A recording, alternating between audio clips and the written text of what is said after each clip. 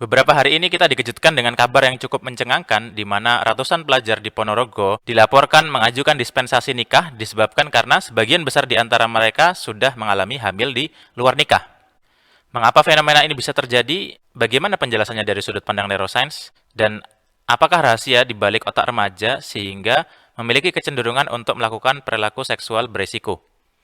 Saya Rahman Satrio, pada video kali ini kita akan membahas tentang kasus remaja di Ponorogo dan mengapa remaja memiliki kecenderungan untuk melakukan perilaku seksual yang berbahaya. Nah, jadi seperti yang disebutkan di awal tadi bahwa beberapa hari ini media massa heboh memberitakan tentang kejadian ratusan pemuda yang mengajukan dispensasi nikah dini ke pengadilan agama. Nah, dilaporkan bahwa sekitar 191 permohonan, 176 diantaranya dikabulkan oleh pengadilan agama Ponorogo. Nah, dari angka itu sekitar 115 pelajar atau pemuda itu hamil duluan di luar nikah selama tahun 2022 kemarin.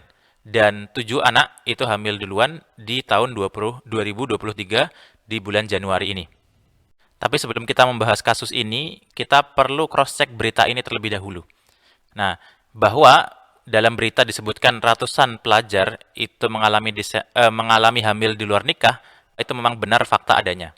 Tapi apakah ini merupakan kejadian yang extraordinary atau kejadian yang luar biasa sehingga perlu diviralkan dan perlu kemudian disorot secara khusus, maka agaknya ini agak cherry picking, di mana sebetulnya menurut beberapa media yang lain, menurut sumber-sumber yang lain disebutkan bahwa sebetulnya angka kehamilan atau angka pengajuan dispensasi nikah ini sebetulnya menurun dibanding 2021 di kasus Ponorogo. Dan dari Bupati Ponorogo sendiri kemudian mengkonfirmasi bahwa angka dispensasi pernikahan ini termasuk rendah. Nah, pasalnya Ponorogo hanya berada di urutan 28 dari 37 pengadilan agama yang ada di Jawa Timur. Nah, dan yang paling tinggi justru malah terjadi atau ada di Kabupaten Malang sekitar 1.392 dan yang paling kecil ada di Pengadilan Agama di Sampang sekitar 16 dispensasi nikah. Nah, jadi kita perlu membaca berita-berita ini secara lebih kritis dan secara lebih adil ya, dan lebih berimbang. Apakah memang ini kasus yang extraordinary, ataukah hanya media massa yang cukup cherry picking untuk memilih dan memviralkan sebuah kasus yang sebetulnya ini juga terjadi di daerah-daerah lain.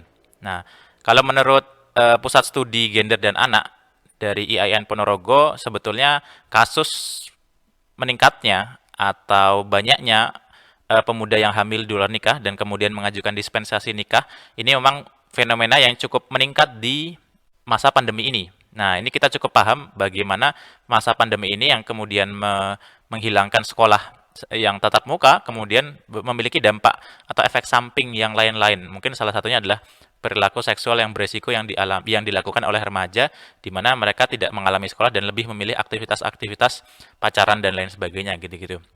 Cuma apakah ini hanya khusus di Ponorogo? Maka kita perlu melihatnya secara kritis dan melihatnya secara lebih perspektif yang lebih luas lagi. Bahwa ini tidak terjadi hanya di Ponorogo. Tapi setidaknya despite of this cherry picking yang dilakukan oleh media, tapi kita sedikitnya jadi terpantik untuk membahas kasus di mana mengapa sih kemudian banyak remaja yang melakukan hubungan seksual beresiko di luar pernikahan. Oke, sekarang pembahasan ini kita akan fokuskan mengenai tentang mengapa remaja itu memiliki kecenderungan untuk melakukan tindakan-tindakan beresiko, salah satunya perilaku seksual di luar pernikahan. Nah, bagaimana kemudian penjelasan neuroscience di balik ini? Nah, beberapa saat setelah berita ini viral, kemudian ada salah seorang psikolog yang diwawancara tentang mengapa fenomena ini terjadi dan bagaimana pencegahannya. Nah, psikolog ini kemudian mengatakan bahwa pendidikan seks dan juga kesehatan reproduksi ini penting untuk disampaikan remaja agar mencegah perilaku seksual di luar nikah, perilaku seks bebas. Nah, tapi kalau kita kaji secara kritis, agaknya apakah kemudian hanya dengan diberitahu atau dijelaskan atau disosialisasikan tentang pendidikan seksual dan juga kesehatan reproduksi, apakah membuat remaja ini mau dan mampu untuk mencegah dorongannya untuk melakukan hubungan seksual? Nah, Dan kalau kita lihat para pelaku, apakah mereka tidak paham bahwa tindakan yang mereka lakukan ini memiliki dampak terhadap apa? Kehamilan di luar nikah. Nah, pada dasarnya kita semua paham bahwa sebetulnya remaja itu memiliki pemahaman tentang bahaya resiko hubungan seksual di luar pernikahan. Hanya saja apa yang kemudian terjadi di balik otaknya sehingga walaupun perilaku itu beresiko, tapi mereka tetap melakukannya. Nah, bagaimana penjelasan neuroscience dari perilaku remaja yang melakukan hubungan seksual berisiko ini? Maka kita perlu mengutip beberapa penelitian. Nah, penelitian pertama yang saya kutip di sini adalah penelitian yang dilakukan oleh Feldstein-Ewing dengan judul Developmental Cognitive Neuroscience of Adolescent Sexual Risk. Nah, jadi dari paper ini menjelaskan bahwa ketika remaja itu kita mengalami gejolak dan perubahan hormonal. Banyak sekali hormon yang kemudian diproduksi di sini yang kemudian menyebabkan perubahan secondary sex karakteristik kita, yaitu bentuk tubuh kita. Bentuk tubuh maupun laki-laki maupun perempuan dan juga mungkin suara ya bagi laki-laki gitu ya. Nah, yang mana kemudian hormon ini diproduksi melalui pelantikan oleh hypothalamic pituitary gonadal axis atau HPG axis. Nah, yang ini kemudian menyebabkan sistem reproduksi kita itu aktif saat remaja. Sehingga pada masa-masa inilah kemudian kita sangat memiliki ketertarikan terhadap hal-hal yang berbau seksual. Nah, lalu kemudian yang kedua adalah apa yang terjadi di otak remaja. Yang pertama adalah bagian nucleus accumbens kita. Nucleus accumbens adalah salah satu bagian yang berkaitan dengan motivasi manusia. Jadi dia merupakan reward center manusia yang mana ketika aktif kita memiliki dorongan yang sangat kuat untuk melakukan sesuatu. Nah tadi, jadi yang pertama reproduksinya meningkat, yang kedua adalah bagian reward sistemnya meningkat. Nah sehingga ini pasangan yang klop ya, dalam tanda kutip, pasangan yang membuat kita memiliki drives yang sangat kuat yang dikaitkan dengan ketertarikan terhadap hal-hal yang berbau seksual. Nah, lalu kemudian ini kemudian dikombinasikan dengan bagian yang ketiga yang menjadi ciri khas otak remaja, yaitu adalah bagian prefrontal cortex-nya itu belum sempurna matang. Nah, belum matang sempurna, jadi keaktifannya atau kematangannya itu tidak atau belum seperti bagian-bagian yang sebelumnya, bagian motivasi, bagian emosi, dan lain sebagainya gitu ya. Nah, sehingga prefrontal cortex ini kemudian pada dasarnya ia berfungsi sebagai pengendali dan juga rem dari dorongan-dorongan kita. Ibaratnya dia adalah kendali setir, sedangkan bagian motivasi dan juga emosi itu adalah gasnya. Nah, bayangkan kalau kita mengemudi, kita menginjak gas tapi kita tidak memiliki kendali, maka yang terjadi adalah kita sulit mengontrol perilaku kita gitu ya. Nah, PFC ini, prefrontal cortex ini, sebetulnya bukan berarti remaja tidak bisa berpikir rasional. Pada dasarnya remaja ini sudah memiliki rasionalitas. Hanya saja proses myelination itu apa? Myelination dari kata myelin atau selubung mielin yang mana menyambungkan antara akson-akson, neuron-neuron sehingga kemudian informasi itu cepat disampaikan ke neuron-neuron selanjutnya. Nah, proses myelination itu terjadi dimulai dari belakang kemudian ke depan sehingga bagian depan otak atau bagian prefrontal cortex yang ada di dahi kita ini mengalami maturation atau kematangan yang cenderung lebih lama daripada bagian-bagian otak yang lain. Nah, sehingga dari sini kita bisa membahasakannya sederhana adalah bukan berarti remaja tidak tahu terhadap resiko perilaku seksual mereka. Yang terjadi adalah, lebih tepatnya adalah bahwa dorongan emosi dan motivasi mereka, dorongan seksual mereka, itu kemudian bagian kendali mereka itu telat untuk berpikir, atau berpikirnya sudah dibajak duluan oleh bagian emosi dan motivasi dan dorongan seksual mereka. Sehingga mereka tidak bisa atau sulit untuk memikirkan resiko jangka panjang. Mungkin mereka memikirkan tapi belakangan, atau mereka sudah keburu dikuasai oleh hawa nafsunya duluan daripada rasionalitas dan pikiran-pikiran tentang konsekuensi yang mereka lakukan. Nah, paper yang kedua yang bisa membantu menjelaskan tentang fenomena pacaran di kalangan remaja ini adalah paper yang ditulis oleh Lea Summerfield dari University of Harvard yang berjudul The Teenage Brain Sensitivity to Social Evaluation, yang mana di paper ini menjelaskan bahwa remaja sangat sensitif terhadap penilaian sosial yang dilakukan oleh rekan sebayanya, oleh peers-nya, oleh teman-temannya gitu ya. Sehingga dari sini menjadi clue kenapa kemudian remaja melakukan tindakan pacaran bisa jadi disebabkan karena penilaian teman-teman sekitarnya yang menunjukkan bahwa saat dirimu mau eksis, maka kamu harus memiliki gebetan. Kamu harus memiliki pasangan, kamu harus memiliki crush atau orang yang kamu sayangi atau seseorang yang menjadi partnermu, maka saat itulah kamu kemudian bisa diterima oleh society atau lingkungan circle remaja pada saat itu. Nah, hal ini juga yang menjelaskan kenapa kemudian para remaja yang awalnya tidak merokok, tapi lama-lama kemudian merokok. Kenapa? Karena dalam sebuah circle pertemanan remaja, maka kalau tidak merokok, dia akan mengalami eksklusi dari teman-temannya. Dia akan dibeda-bedakan karena tidak mau ikut merokok. Nah, sehingga pada saat itu remaja yang sebetulnya tidak merokok karena ingin dinilai oleh orang atau temannya, maka kemudian dia juga ikut-ikutan melakukan merokok. Nah, hal ini juga yang kemudian bisa terjadi pada case pacaran ini, yang mana saat teman-temannya pacaran, maka kemungkinan besar mereka untuk pacaran juga itu sangat tinggi, yang mana karena mereka ingin dinilai seperti mana society atau circle yang ada di sekitarnya.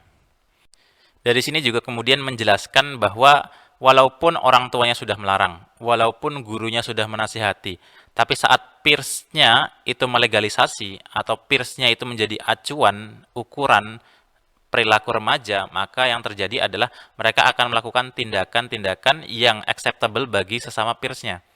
Nah, sehingga di sini menjadi pemahaman kita bahwa memang remaja lebih attach dengan peers-nya daripada dengan orang tuanya. Yang ini yang kemudian menyebabkan jika seandainya peers-nya adalah lingkungan yang biasa pacaran, yang biasa melakukan hubungan seksual, maka yang terjadi teman-teman yang lain yang sebelumnya tidak melakukan itu juga ikut terpengaruh. Nah, penelitian ketiga yang mampu menjelaskan fenomena remaja kali ini adalah penelitian yang dilakukan oleh Jason Chain dan juga Lawrence Sternberg dan kawan-kawan. Nah, Lawrence Sternberg ini adalah pakar psikologi di bidang remaja yang mana buku-bukunya sering menjadi rujukan di berbagai kampus di seluruh dunia.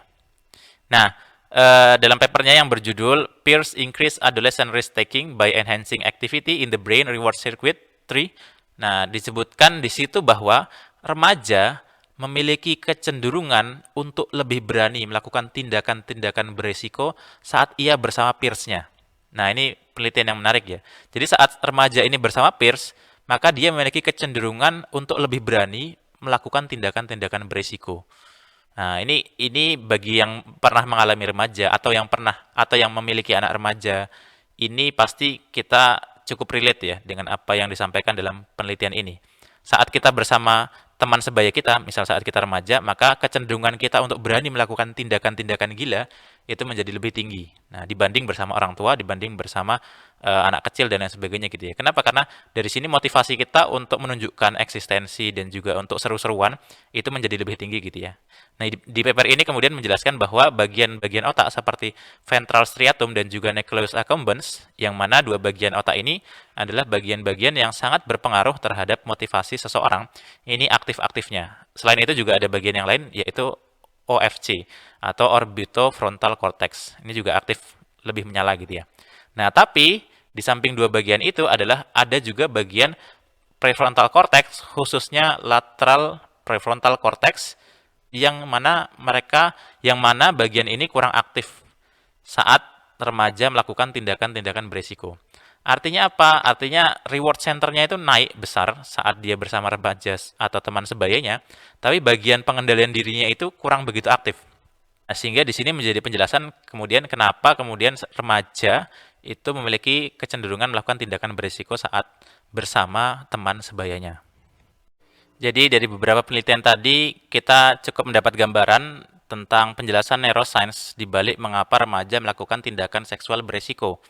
Yang mana hal ini disebabkan karena memang pada saat remaja ini fase di mana tumbuh kembang emosi dan motivasinya itu sangat sangat aktif ya. Jadi bagian motivasi seperti bagian nucleus accumbens, terus kemudian bagian ventral striatum, bagian dan lain sebagainya itu sangat aktif pada saat remaja. Dan juga tadi fase remaja adalah fase di mana mengalami gejolak hormonal sehingga dorongan seksual ini juga menjadi lebih tinggi dibanding fase-fase yang lainnya. Nah, kemudian hal ini ditambah dengan kondisi bagian kendalinya atau bagian prefrontal cortexnya ini belum sematang orang dewasa gitu ya.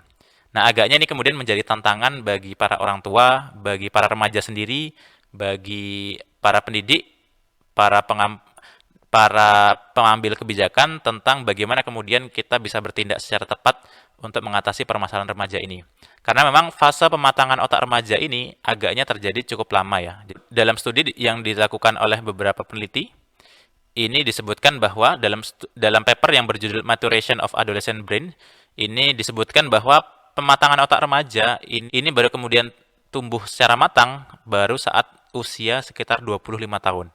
Nah, bayangkan ya, jadi fase perkembangannya itu butuh waktu yang sangat lama untuk sampai kemudian fase maturation, yaitu saat 25 tahun, saat bagian prefrontal cortex-nya itu terbentuk secara sempurna matang gitu ya. Nah, sebagai penutup, terus kemudian kita bertanya nih, lalu apa solusinya dengan kondisi remaja yang memang memiliki kecenderungan suka melakukan risk taking, suka mengambil risiko dengan kegiatan-kegiatan atau aktivitas yang berbahaya?